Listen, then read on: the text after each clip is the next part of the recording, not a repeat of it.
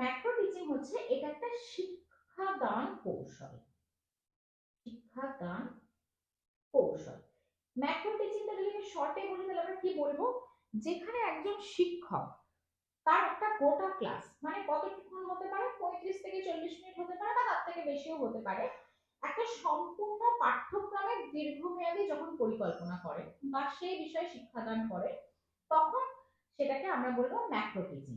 তাহলে micro teaching আর macro teaching এর মধ্যে পার্থক্য হচ্ছে, মাইক্রো টিচিং এর ক্ষেত্রে কি হচ্ছে, একজন শিক্ষক থাকছেন একটা দলকেই যখন একটা নির্দিষ্ট বিষয়বস্তু শেখাচ্ছেন খুব অল্প সময়ের মধ্যে, তখন সেটা হচ্ছে মাইক্রো টিচিং।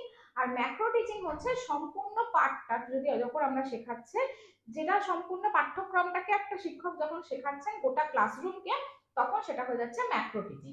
এবার ম্যাক্রো টিচিং এর বিষয়বস্তু কি, এটা একটা শিক্ষাদান কৌশল। এখানে একজন শিক্ষক তাদের শিক্ষা দিচ্ছেন সম্পূর্ণ ক্লাসরুম, সম্পূর্ণ ক্লাসরুম মানে সেখানে তোমার ধরো 35 থেকে 40 হতে পারে, 40 থেকে 45 জন ছাত্রছাত্রী থাকতে পারে, তার থেকে বেশিও ছাত্রছাত্রী থাকতে পারে। কতক্ষণ সময় ধরে পড়াচ্ছেন, 35 থেকে 40 মিনিট। সেটা তোমার একটা গোটা ক্লাসকেও আমরা সেই তার আওতায় আনতে পারি। মাইক্রো টিচিং এর ক্ষেত্রে যেমন একটা নির্দিষ্ট বিষয়বস্তু শেখানো হচ্ছে, তেমনি এখানে কি করা হচ্ছে, সম্পূর্ণ পাঠ্যক্রম, সম্পূর্ণ পাঠ্যক্রম শেখানো, মানে আমি যে চ্যাপ্টারটা শেখাতে শুরু করব সেটা সম্পূর্ণ করব। এর কতগুলো, এর উদ্দেশ্য কি, এর উদ্দেশ্য হচ্ছে সম্পূর্ণ পাঠ্যক্রমকে, সম্পূর্ণ পাঠ্যক্রম বিষয়ে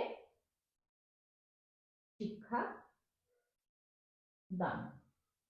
এবার এই ধাপগুলো কি কি আছে, এখানে আমাদের একই রকম ভাবে আমরা পরিকল্পনা করব যে আমরা কোন সাবজেক্টটা পড়াবো, কোন চ্যাপ্টারটা পড়াবো, সেখানে আমরা কোন টপিকটা পড়াবো, সেই টোটালটা। তারপরে হচ্ছে বিষয়বস্তু, মানে বিষয়বস্তু আমরা নির্বাচন করব, বিষয়বস্তু বিতরণ। তারপরে হচ্ছে মূল্যায়ন, মানে যেখানে আমরা বাচ্চাদের টেস্ট নেব বা তাদেরকে প্রশ্ন উত্তর জিজ্ঞাসা করব, যেখানে আমরা বুঝতে পারবো যে তারা কতটা বিষয়টা শিখলো। এই হচ্ছে আমার ম্যাক্রো টিচিং এবং মাইক্রো টিচিং।